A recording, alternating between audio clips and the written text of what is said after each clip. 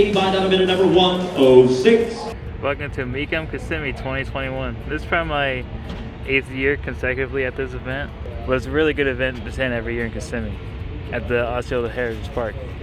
Now, if you're planning to attend this year, things are different this year. You can't buy tickets at the gate. You have to buy them online ahead of time, like this, from the website itself. This is the very first day of the auction, and this auction goes from the rest of this weekend, all next week, all the way to next Sunday. So 3,500 cars that's going to be crossing the block. I'll take you through today and show you what's going on. Let's go. Now, being a big car fan myself, the first thing that drew me my attention was these three cars right here. You have a Carl Edwards road course car. According to the description, it's a Watkins Glen car that he raced.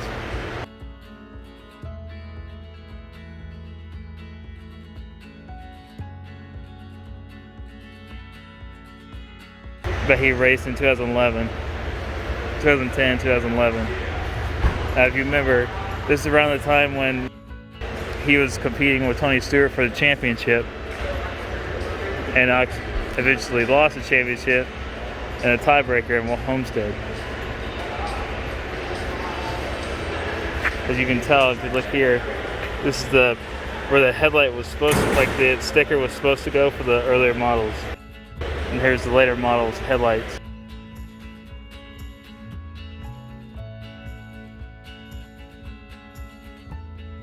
Give you a little description inside here.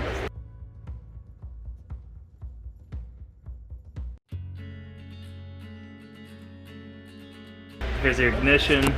There's your ignitions up here. NASCAR inspector would check that for like your rev chip. There's your rev chip for your MSD. Your shifter. There's your gauge clutch over here, your fuel line, your fuel line here, extinguishers. Here's the upper mount for the seat for your headrest. There's your side headrest right here. To show you this one next to it, this is, if you remember, Dodge's first season in the NASCAR Cup Series was in 2001. This is the prototype to that car. This was built in 2000 by Petty Enterprises. So this is the very first Dodge Intrepid stock car for NASCAR Cup competition.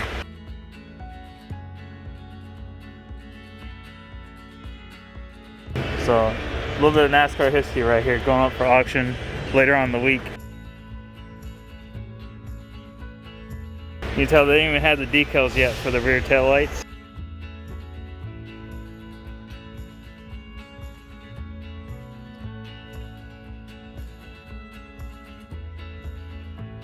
Same on the inside here, compared to the Carl Edwards car.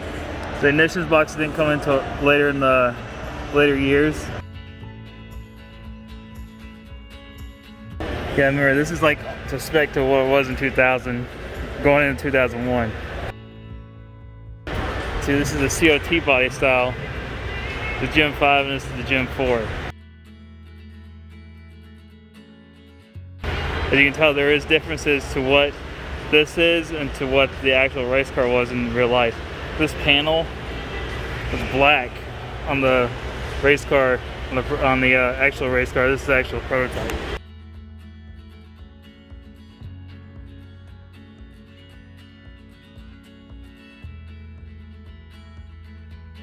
Pretty cool to see something like this.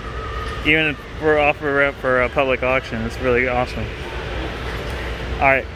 Now this is 2006, according to the description. I see a lot of incorrections here, but it says 2006 Kevin Harvick, Richard Childress race car, but these are even the wrong headlights. They're a lot bigger. And this front end's kind of like throwing me through a loop here. It's not, something doesn't look right. 2006 was the last year of GM Goodwrench on the 29 car and with Richard Childress Racing. Thinking back to 1988 with Dale Earnhardt as the primary sponsor. Now if you can look in here, it's very similar to what the Carl Edwards car was. This actually was an 06 car. So you can see the gauge, the ignition, shifter, the seat. Then we got a matching die cast here on the floor. And also remember, GM Goodwrench was replaced by Shell Pennzoil in 2007, which they ended up winning the Daytona 500 that year by a photo finish by beating Mark Martin. Yeah, see these taillights don't look right. There's a lot of things on these cars that may be misrepresented as actual. This car doesn't seem legit to me. Because I remember the RCR cars, they would have a panel here that say like a silver panel that say RCR here. So something doesn't seem right here. And the dash looks different than what it should be. Don't believe everything you see. Do your research. Let me walk you down through here, see what else we got. Now this is a Richard Petty Grand Prix.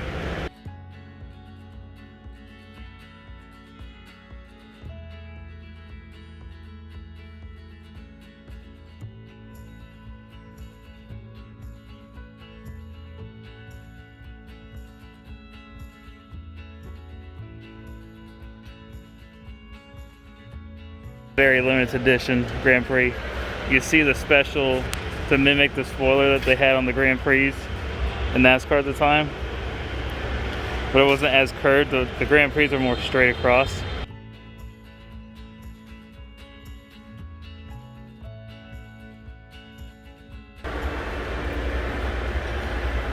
You can see it's pretty much like a stock Grand Prix inside.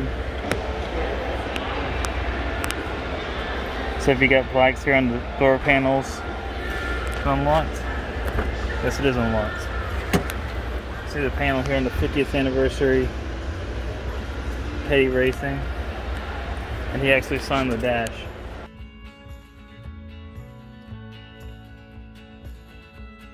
Very cool stuff. There's the display that they would have out, and built by Canepa Design, Bruce Canepa.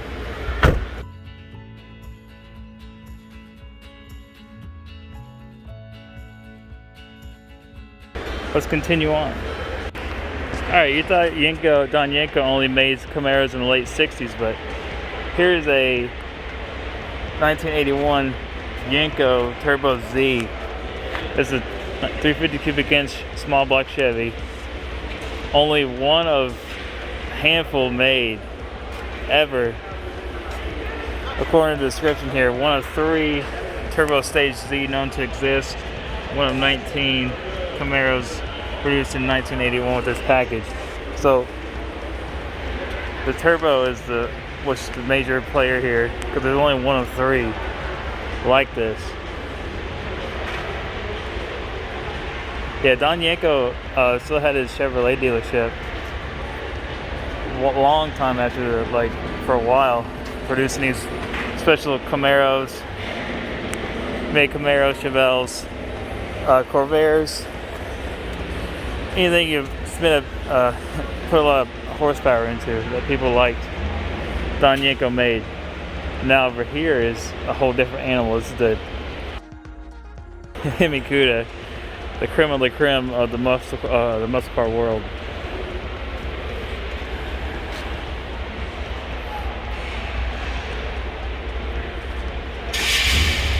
Now you can see it's been bored over. 472. If there was an actual, it would be 427. 426, my bad. 426 if that was an actual real Hemi. But it's a very well done car, even though it's not totally correct. I love the paint on this thing.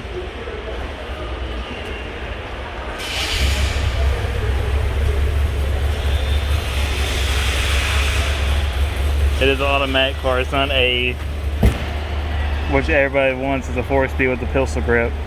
This is an automatic car.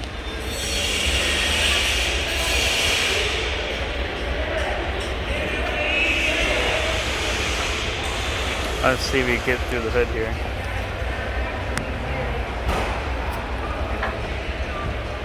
Kind of see it. Yeah. Very nicely done. Board over. Hemi.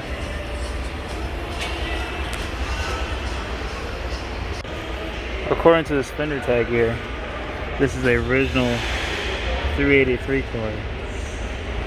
According to this guy. Now that is correct here. If you're looking like, thinking like graveyard cars here, the painted bolt and the chrome bolt, that is actually original. When you restore one of these, it has to be correct. So this is the actual original 383 car that the owner put a bored out Hemi into. So very nice car. So you won't be afraid to drive it. If it's not like completely numbers matching, you're not afraid to drive it. You're not really hurting the value of the car. Let's move on to other things. Shelby's Row out of one guy's collection. Well, this is what I'm interested in. Not the Daytona yet, but this GLH. He built these in the 80s, as when the hot hatches were kind of coming on, and Carroll Shelby wanted part of that, so they got this, was it Omni, and Carroll Shelby just tuned him up and made him his own. 2.2 with a 5-speed, and as the name says, you have a GLH and you have a GLHS. Goes like hell and goes like hell some more, as Carroll Shelby would say. Pretty much a nice original example here of a GLH only.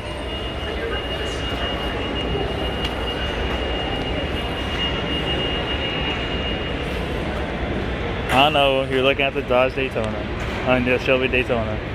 So here's the Shelby Daytona Coupe. These were pretty much a chassis of the Cobra, but with the hardtop. This is a replica, it's not a real deal.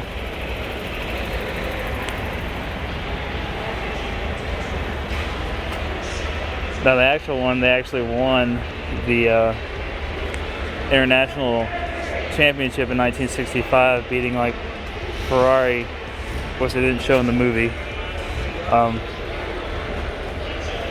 It does have the original examples of what the original car would have, like the spare tire in the trunk, the gas cap.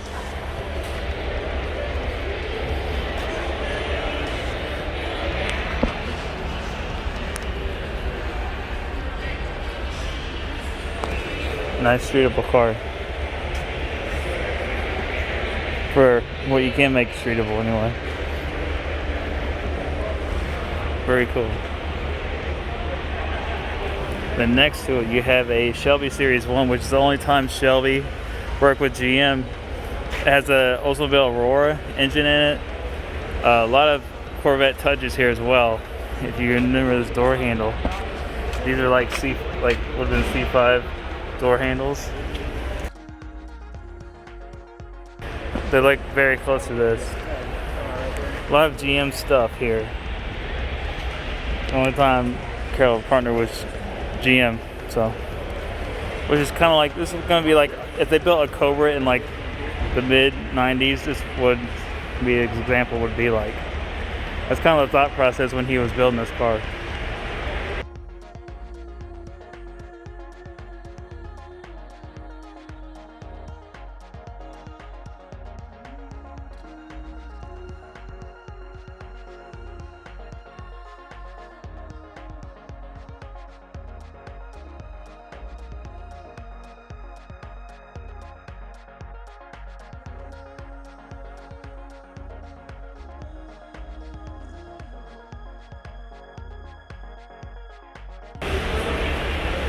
Now of course you can see Shelby GT500s, GT350s, newer Shelbys. If I showed you every car, we'd be here all day. So that's why I leave it up to you guys to come out here and check it out yourselves or watch it on NBCSN. So It's gonna be a quick walkthrough here of all these cars.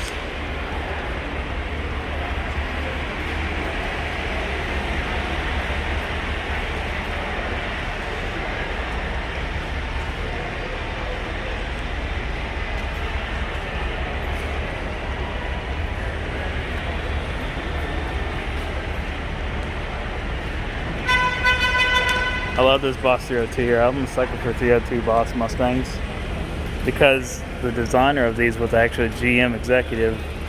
Larry Shinoda actually was the original designer of the 69 and 70 Boss Mustangs, which he had his hand in and designed the Stingray Corvettes, the mid-year ones.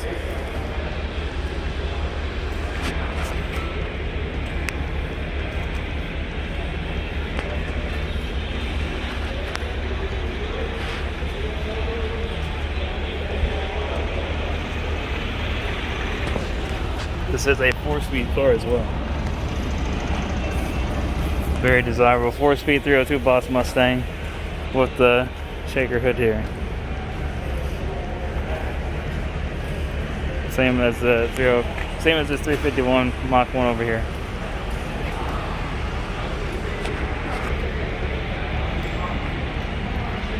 Of course, you have the Indy Pace car.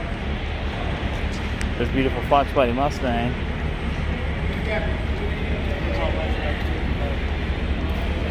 And this Lean Mustang right here as well.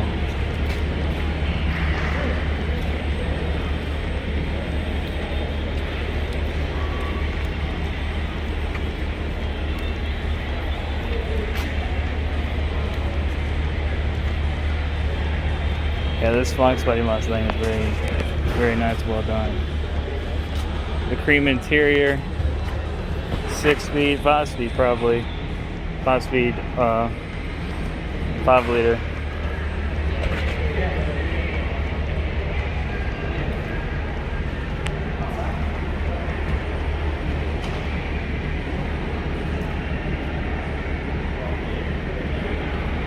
Very cool. 7-Up Mustang. Something you guys might enjoy. The striped tomato, Zebra 7. Of course, I'm talking about Starsky and Hutch. Here's the Torino, or replica Torino, built to replicate that car. With a 351 Cleveland in it. Very period correct of what would have been if it was actually on the show. But it doesn't have the walkie-talkie or the, you know, the light they throw on the roof when they go on a chase, but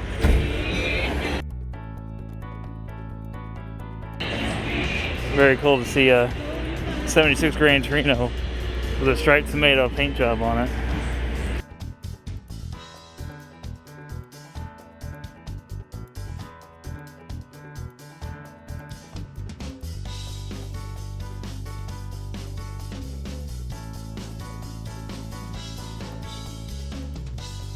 I'm more of a Dukes of Hazzard fan myself, but I could go for I watched episodes of Starsky and Hutch on reruns. But my generation knows Starsky and Hutch from the movie with Vince Vaughn, Owen Wilson, Ben Stiller. It's very cool to see this.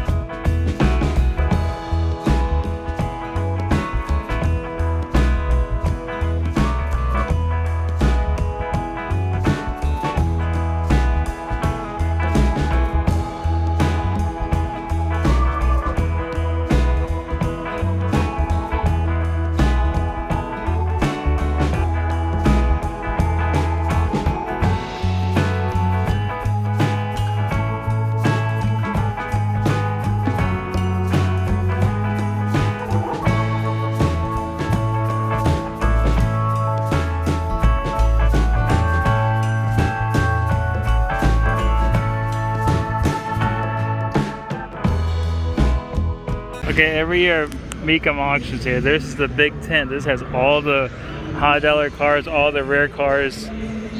Hemicudas, split window Stingrays, one-off cars, one very rare cars. All the desirable cars are in this tent mostly. Like this Z06 big tanker. This is Mickey Thompson's personal tanker Z06 Corvette. Of course, you know Mickey Thompson. Most of us now know him as the Mickey Thompson tires, but he was a lot more than that. Lansky record holder, race car driver in general. Mickey Thompson Performance out of California. This is his personal Z06 Corvette.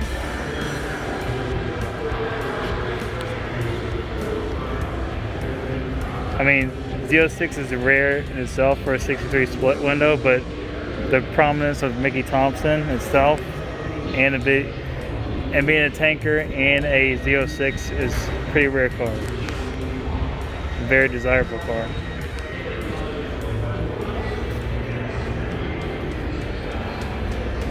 Of course, besides the split window, 63s had this, they call it the cheese grater. They're the only one year that had this.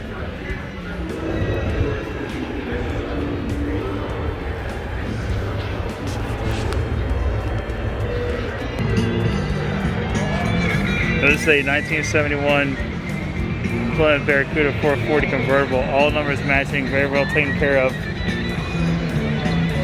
It's even estimated to go for $1 million or so. Who knows, an automatic, but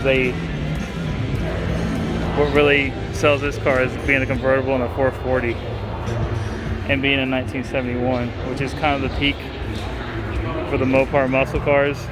Then after that, it kind of went downhill due to the emissions regulations. But it's a very well preserved car.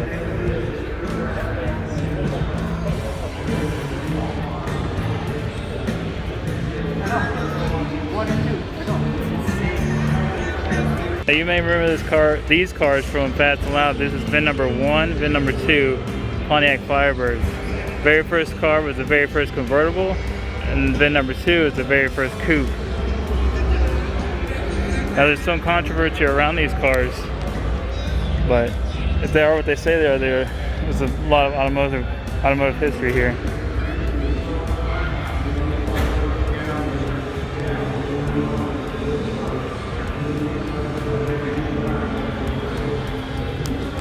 Red on red with a black line on top. Automatic. Very prominent cars in the automotive world here. Now here's VIN number 2. I like this one more than the first one because it has the black interior with this kind of argent paint on it. Automatic car as well. No, it's a 4-speed car. My bad. It's a 4-speed car. Very first 4-speed Pontiac Firebird.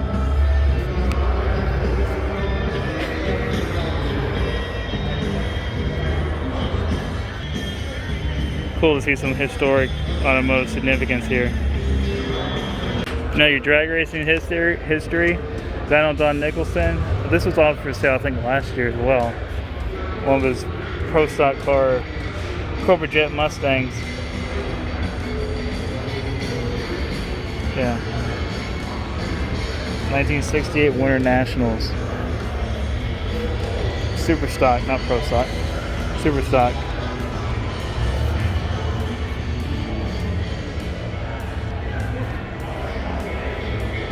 And of course, move over here.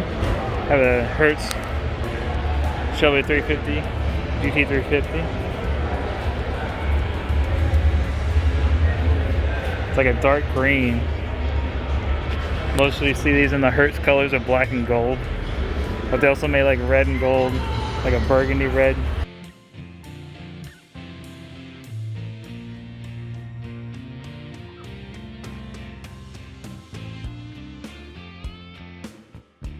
Of course, the Chevys, you can get them with the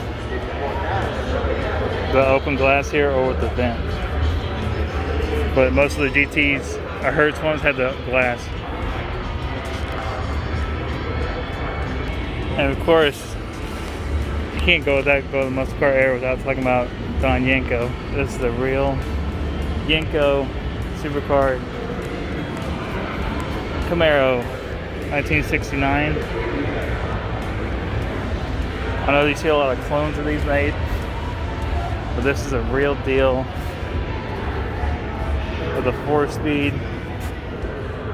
And if it is a real one, it should be a 427. Yep. Real deal Yanko Camaro 427.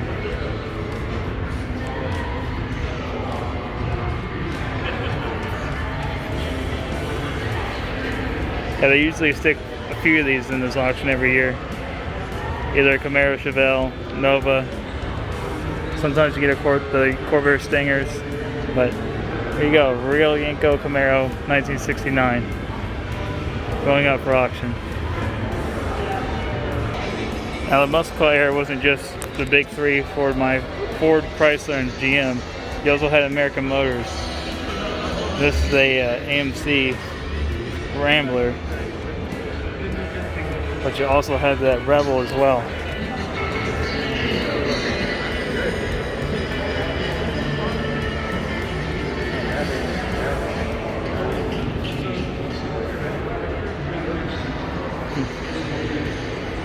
These are really cool.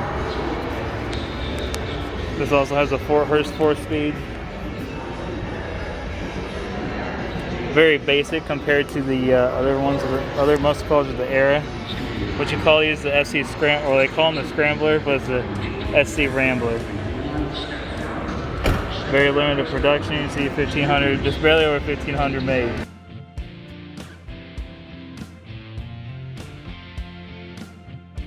So AMC tried to get their hands in that muscle car war as well in the late 60s, early 70s. Here's some more AMC stuff. Here's an AMC Javelin.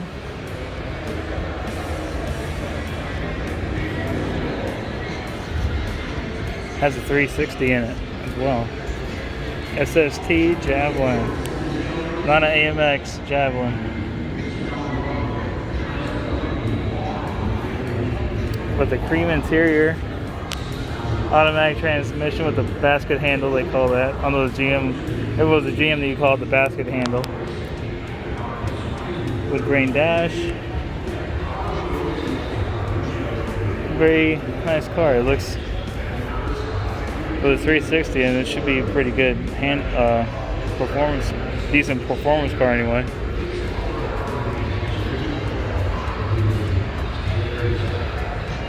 Split vinyl top.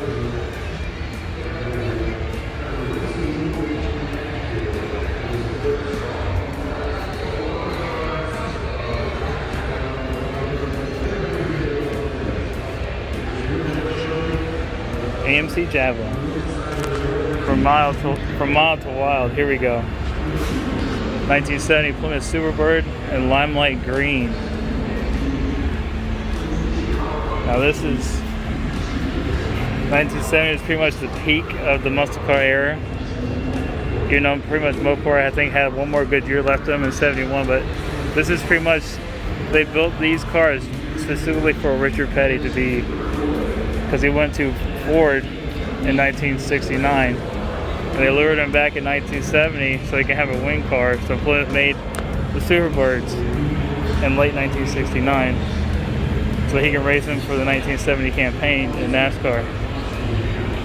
Now when these cars were built, they were kind of rushed into production in late 1969. All Superbirds had a vinyl top, and the reason they rushed them out here, they couldn't get the roof finishes quite the way the Daytonas were, so they put a plug in the back window. This back window actually is like this big, like pretty much like this big where the plug is. So they put a plug in, put the vinyl top in, put the smaller glass in just to get them out of the production real quick. So always nice to see one of these wing cars here. This is a manual 4-speed car. It has a pistol grip shifter. You see right there, pistol grip shifter. Got 70,000 miles on the odometer there. Tick-tock tack. Clock in the center of the tack there, and a tachometer on the outside.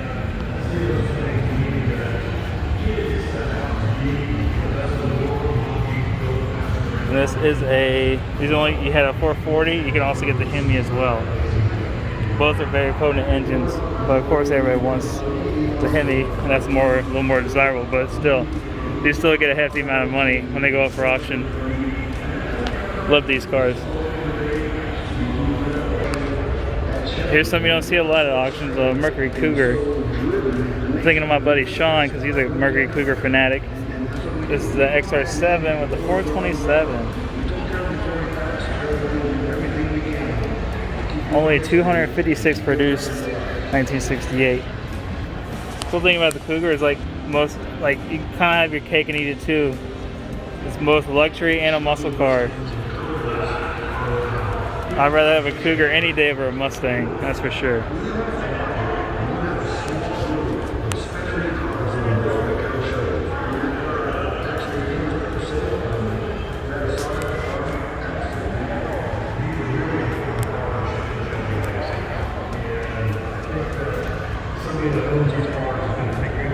Very cool. Very nice example of XR7 68 Cougar.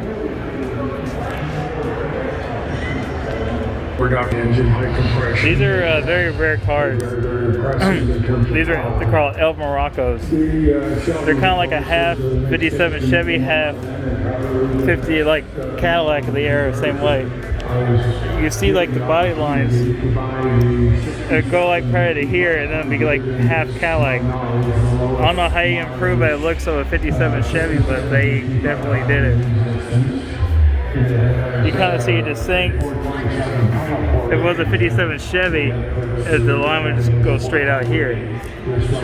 But they just made the fins a lot more pointier, raised them a little bit, had more of a Cadillac touch to a 57 Chevy Bel Air. Pretty, some of the rare stuff you see here at MECUM. You can see like the Cadillac trim here on the bottom. They mimic the Cadillac trim because you know the Bel Airs, they had the long swoopy piece and it had the wood, the filler piece here. This has the Cadillac piece on the bottom.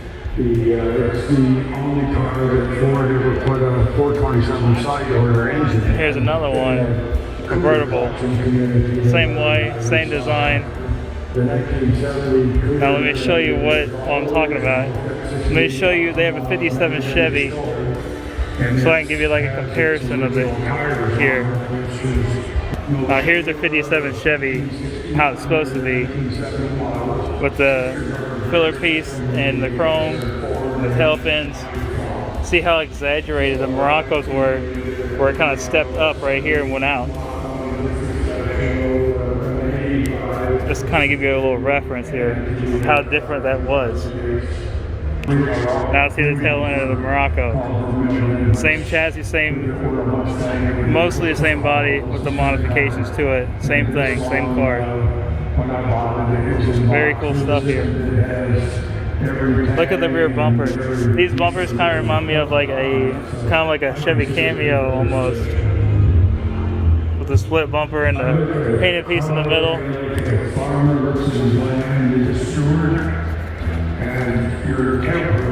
Very similar 57 Chevy Bel Air interior. How would you find good homes, and if people want to drive them, then drive them. 10 examples from 1957. They have 10 examples, and they got 2 of them here at the auction.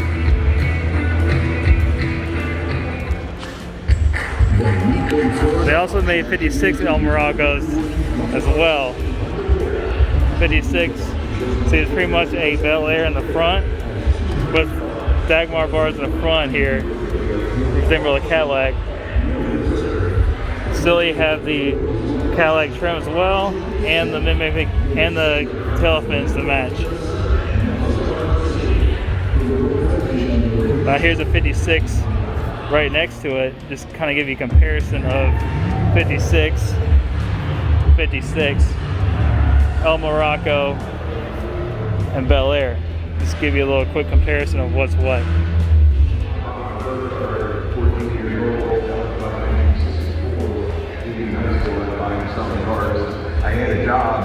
Give you a comparison of the front as well.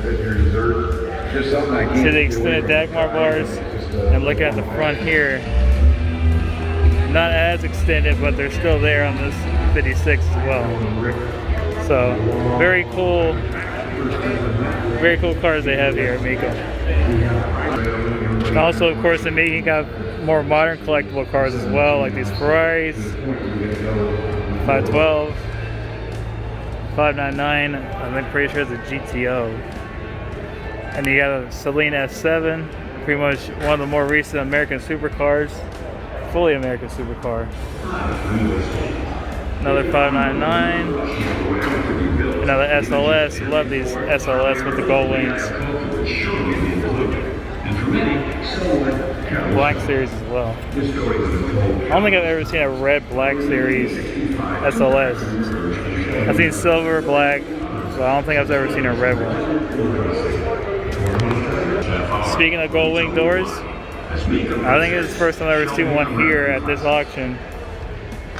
This is a 300 SL gold wing Mercedes, 1956. Pretty much everything that he touched became a success. There's a guy who was a corporate racing. How about that shot? Both gold wings in the same shot. Try to do that on a Saturday. Of course, some of these cars you had the matching luggage in the back, cut to fit the interior of the car. These edges of these suitcases are usually rounded off. Cheryl Shelby's legacy is performance and speed. Very cool cars. I think this is personal closest I've ever been to one of these. I've heard a lot about them, love them. Look at the gauges inside. Of course, the steering wheel tilts down. It's easier to get in the car.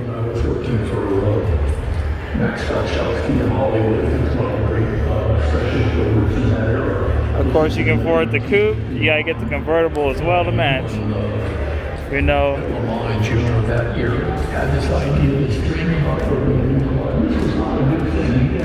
300 SL convertible. This has the bubble headlights. This is a later year. 300 SL. The doctors told him in 1960 he had to stop. So after winning the nice rich burgundy interior here.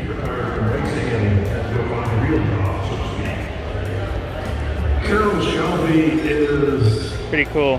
one of those. Have both convertible and coupe. Bigger than life. Yes, he was a racer. Alright, how often do you see real Shelby Cobras in person up close? Get up to them and touch them. You got 1, 2, and then Cheryl Shelby's personal Cobra over here. Three real Cobras in a row here. This is more of the big block 427 Cobras, because you had this. They actually had the bigger fender wells in the back to accompany the wider tires. Then over on the white one here is the 289 Cobra. The first, when they first came out, when there was more of an AC Ace than it was a Cobra.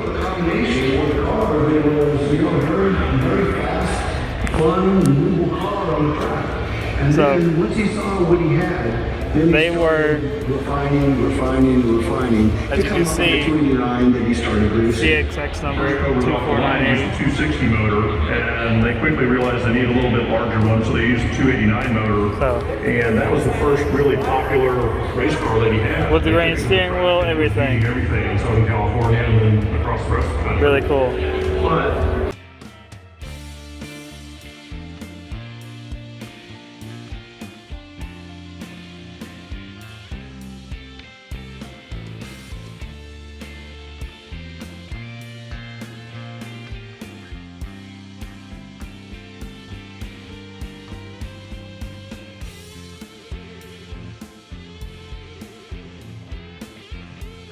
But I prefer the big 427 Cobras. They look a little meaner, a lot more power. includes the car that wants to kill you. suspension. The steering was really a different car. This is more, The sheet metal, and of course, if I had to buy a Cobra, this would probably get the Cobra I get. is electric. This is the best of the best. This has everything, every vision that Carol had is in this car. Everything from the dual quads to the boot with the This is a 1969 Camaro ZL1, a real ZL1 Camaro. It's number 60 of 69 produced in 1969. 427 with a 4-speed. These are mostly ordered through the General Motors Copo line, Central Office Production Order. You really have to know somebody in GM to get this off, to really get a Copo Camaro. Just from an ease perspective. Or a ZL1 Camaro, which this one is. They're usually bone, very stripped out cars. These all have the aluminum block 427s in them. Aluminum big block in 1969. I think this is the only way you could get a aluminum big block 427 in 1969. I don't even think the Corvettes had aluminum 427 big blocks in 1969 either. So. A car like Carol's exclusive 427 Shelby is really going to be difficult to restore because no matter what you do, it's always going to fall under scrutiny. Everybody's going to look over that car with a fine-tooth comb. We wanted to bring it back to the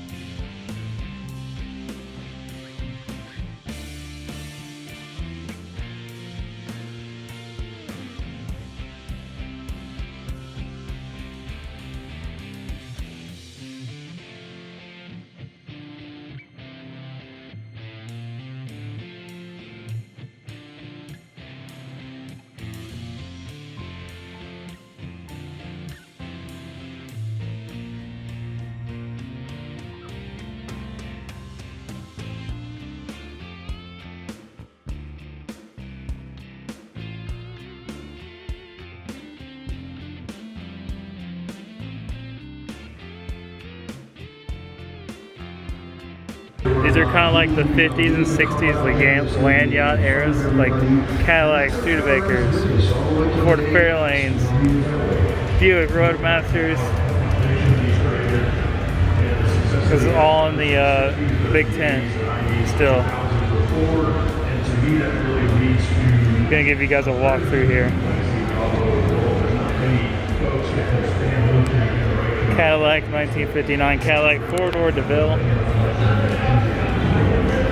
Oldsmobile, my Pontiac Bonneville, my bad.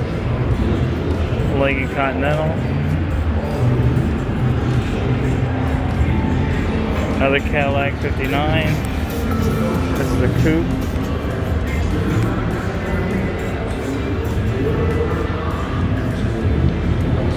The Edsel, but the later Edsel's like a 59 Edsel.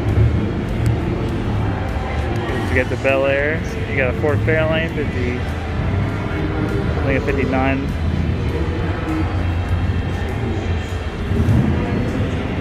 This is priceless. Love it. Look at this. It's a cross ram. Yes. Yes, sir.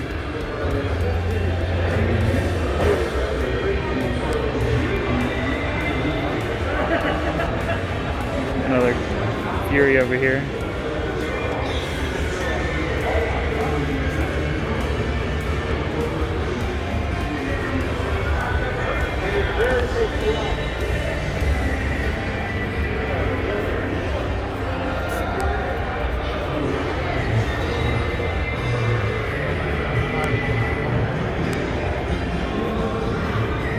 Another Buick Roadmaster. The DeSoto. A nice Buick over here as well. That was a Dodge Dart Phoenix. That was a DeSoto. It's a 4-speed car.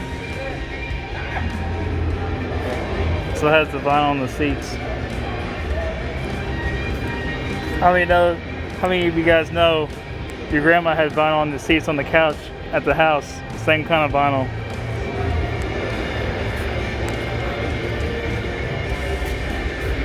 Look at the trunk. Look how detailed this trunk is with the upholstery back here. Very well done, presented car.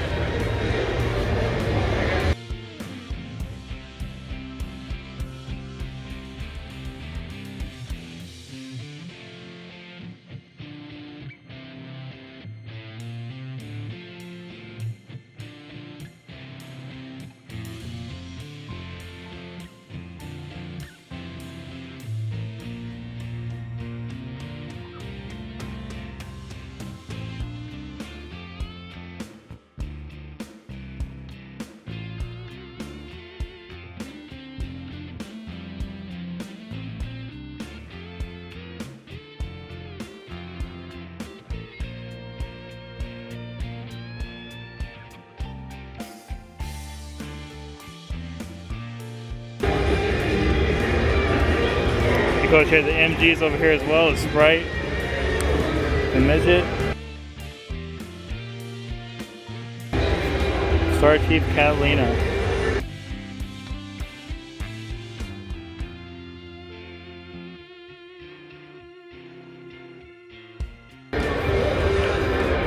Has some, if you guys know, it's still GM. Still has the resemblance to like the Bel Air.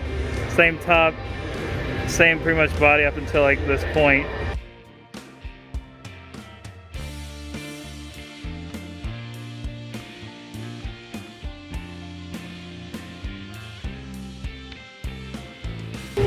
Of course, you had the chrome strips designated to Oldsmobile, Pontiac as well.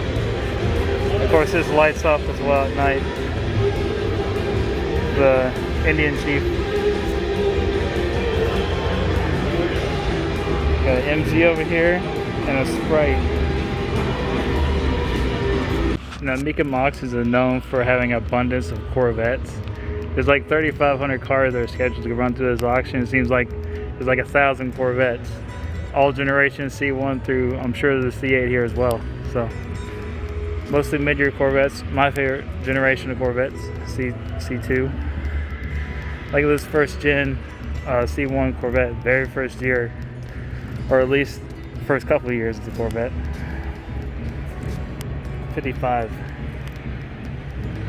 So, first Corvette was in 53.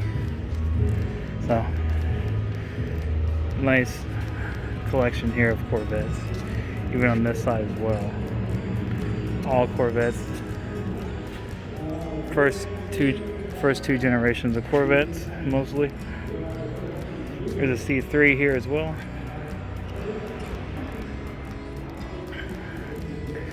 Big block, small block.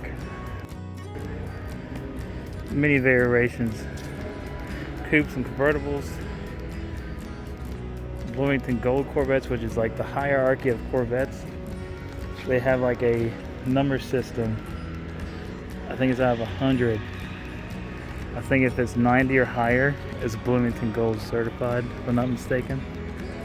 NCRS is what the organization is. 63 Corvettes here, all in a row here. Red, white, and blue.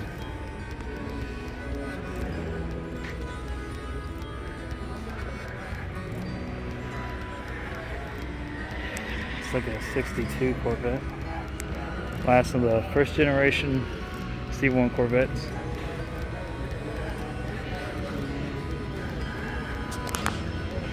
This is a peak of the GM muscle car era. 1970 Chevelle SS 454 LS6.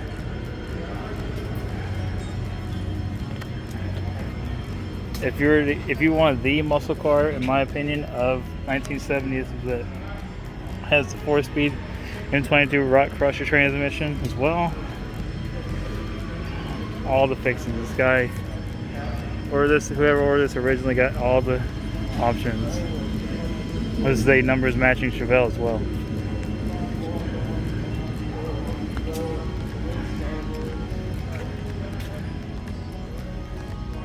This is, in my opinion, like the muscle car of 1970 right here. Very closely followed by the Barracuda, Hemi Cuda. when you think Di Tommaso, you probably think Pantera, but this isn't a Pantera, this is a Magusta. This came out before the Pantera. Same company. This came out a little bit earlier, 1969. If it wasn't for the Magusta, you wouldn't have the Pantera.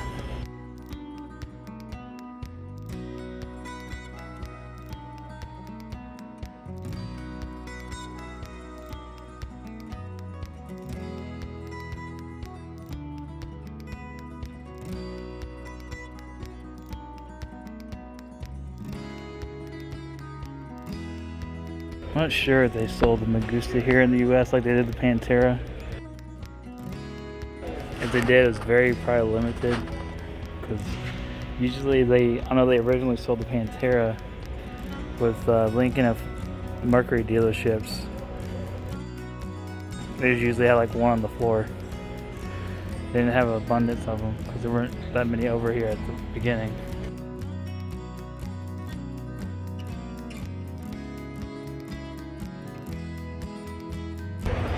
Alright, I know you've never seen one of these. This is a Packard pickup. This started as a Packard sedan.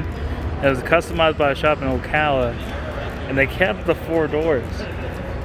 Now, what you do, you open this door here, and there's a handle for back here, and this opens up. And then the bed's still here, but you can still slide stuff underneath the bed for storage. And this is like one crazy custom I've never seen before. This is a one-of-one Packard pickup, custom.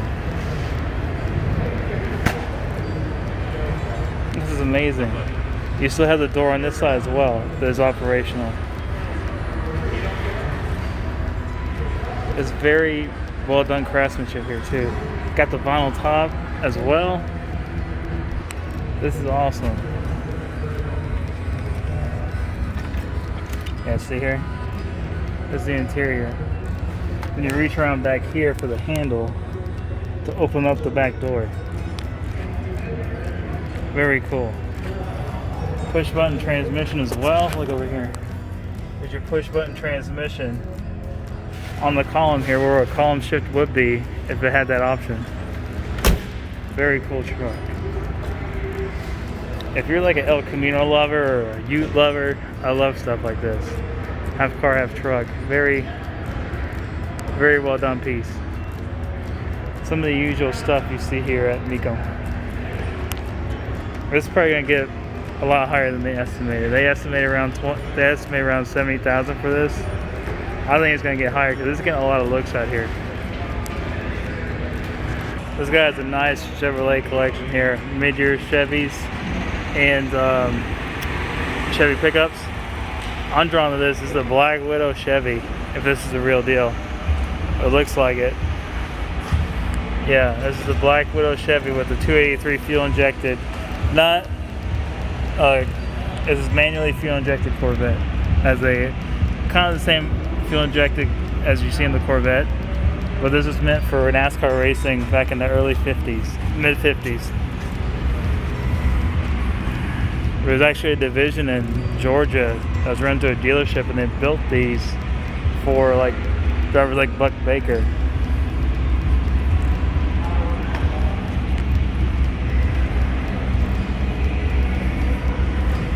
They used to run these are like haul ass on the beach in Daytona, like 120 miles an hour in sand, whipping up on everybody.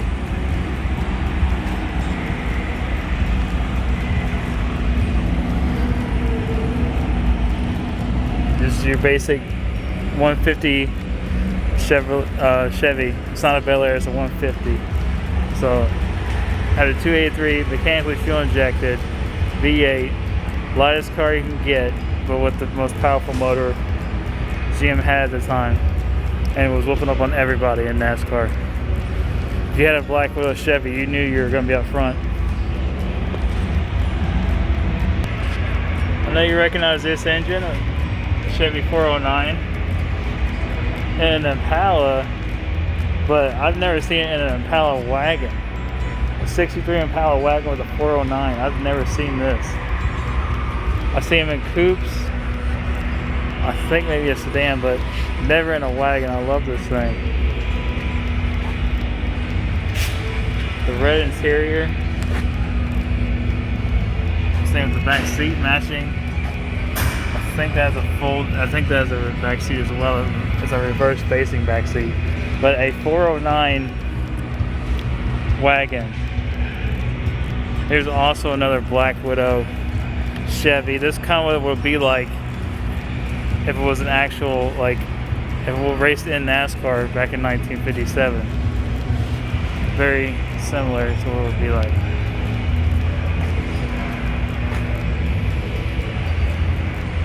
Yeah, see, it's not an actual that raced in NASCAR, but that's what it would look like for sure. Had to tie down for the hood tie down and stuff like that so it won't fly open.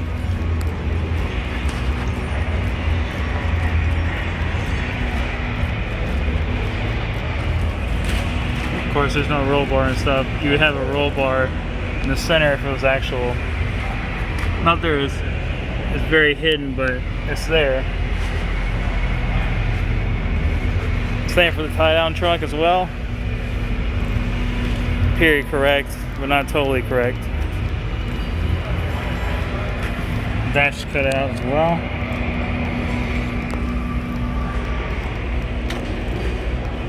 Nicely done. Now this, if you're familiar with altered wheelbase cars, this is a Plymouth Belvedere altered wheelbase. This will be the funny car class eventually, because this is acid dipped to get the most weight out of it as possible. Now what they did, the original wheel was back here. They cut it out, filled it in, and moved it up to get that altered, get it better start off the line for better weight distribution. Same with the front. They cut the wheel out. The wheel was for here, and they moved it up. This was here last year, I'm pretty sure. I think it has a blown, yeah, it has a blown Hemi in it as well. Kind of hard to see it, but it's a blown Hemi from that era. And see the shifter here is everything as well. So this is a real actual funny car from the era. Altered funny car. This is a real 1 of 6 acid dipped Belvederes.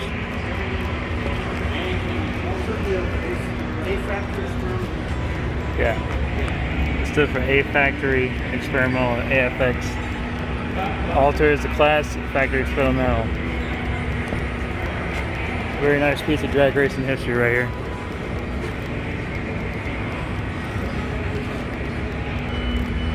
This is a 1 of 11 factory Hemi 4-speeds from 1971. With the pistol, of course, with the 4-speed, you get the pistol grip shifter as well. This is a big money car as well, GTX.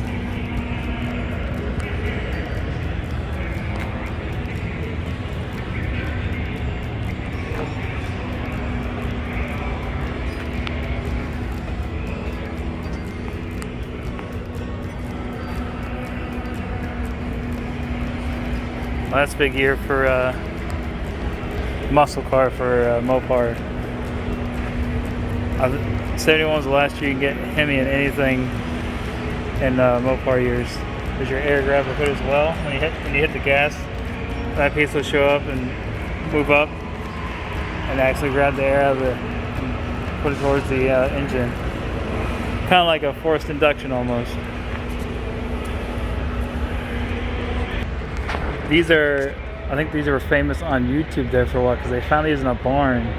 They're 2 low, sequential numbered, and very low mileage Buick Grand Nationals. These are the Twins Grand Nationals. I know this one has 840 miles on the odometer.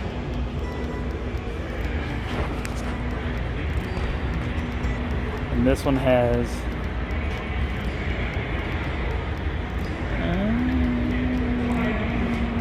about the same. Less than 1,000 miles on each one of these cars.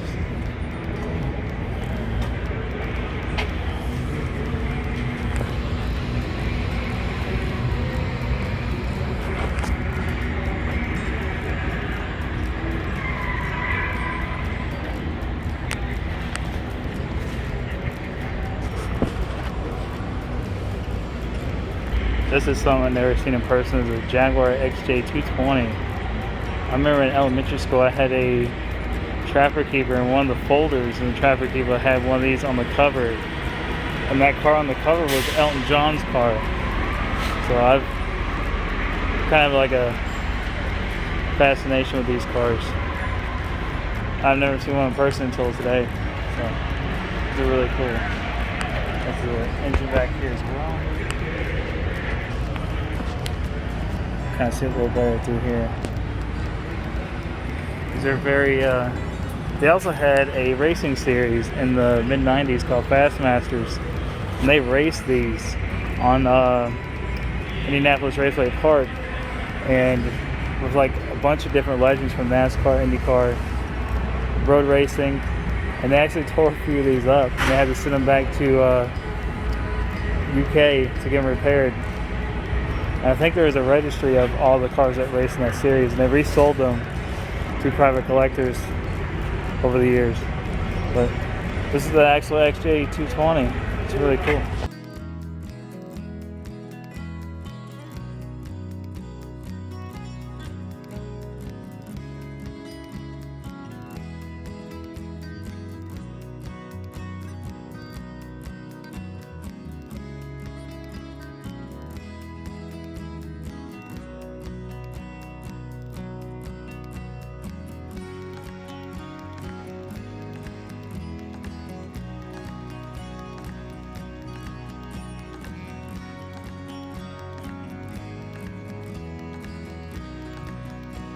Now, it's not an auction. It's not an auction until you have a DeLorean.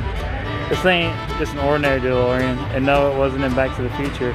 This is actually George Jones's actual DeLorean that he had. He even has the bill of sale in his name still.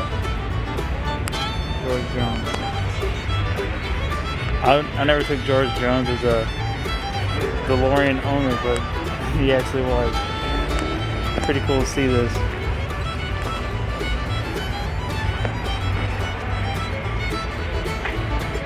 You even signed the dash as well.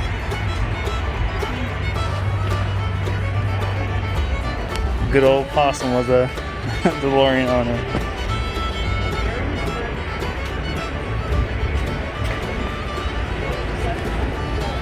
Here's something different. This is a BMW Isetta. When they built these cars this is 1960. They built these cars, I think, starting in like mid-50s. And BMW partnered with a refrigerator manufacturer when they built these cars. I'll show you what gives that away. If you pull it, if it's unlocked. No, it's not. When you open the door, the whole steering column and everything comes out so you can get in the car.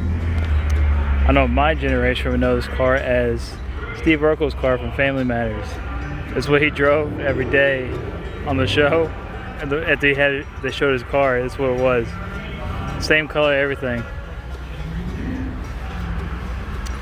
These are pretty cool cars for the micro cars. Very popular cars in the micro car segment. BMW Isetta 300. They also made four-door versions of these too. Well, not four doors, but they're extended a little bit longer. It's kind of a sedan version of this almost. Alright, I'm glad I found this before my battery is about to go out. Sorry about the noise, that's the auction going on in the background over the speaker. But they're saying it's the RCR chassis #1 as a Chevy Lumina, which is kind of confusing to me because the Luminas came out in '89, the first race to that Talladega in '89. So it's kind of confusing to me. It says it's September, but it was a short track car as well. So that's, I know the Lumina came out before '91, so it's kind of confusing for me. It doesn't kind of add up, but it has the later Monte, like the 95 through 99 Monte Carlo body on it. It does look very accurate inside, even down to the Mustang seat that Dale Earnhardt drove had in the car as well. That's a very correct Dale Earnhardt seat. he made his own seats. Like I said, for a Mustang, he used Mustang seat as the bottom end here. This panel as well looks very correct, as well as the gauge cluster, the steering wheel, rear view mirror. He always had that big rear view mirror. That looks very, very accurate.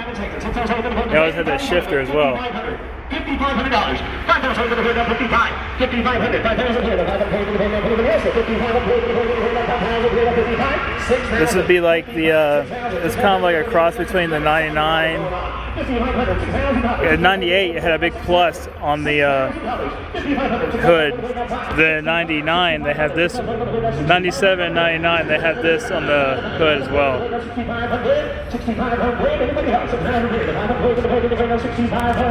So according to the sheet here, Sold $6,000 to the internet. Number 51, the 2000. yeah. See, that makes sense when it was changed to a Monte Carlo. Automatic transmission does have the removable But top. it's kind of odd saying it's the first short track car, Lumina in 91. 20, 10,000 on the pit. But this is the real deal from what I see is Dale Earnhardt RCR Monte Carlo. Very cool. But they also have replicas of Junior's car here as well. But those, I don't think those are actually Junior's cars. But this is the real Dale Earnhardt car. Got some damage here on the front. But that's really cool. 10,000 on the pit. 9,000, 10,000.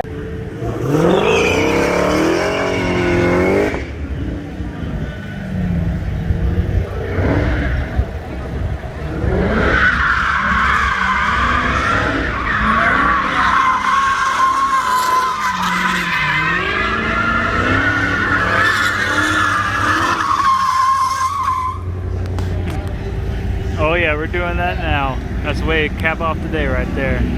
So if you look over by the Let's do it. Thank you. welcome back, man. Modified Indy cars. I remember you guys had the Vipers out here too. Yeah, we did. We miss those Vipers. Here we go. Let's do it.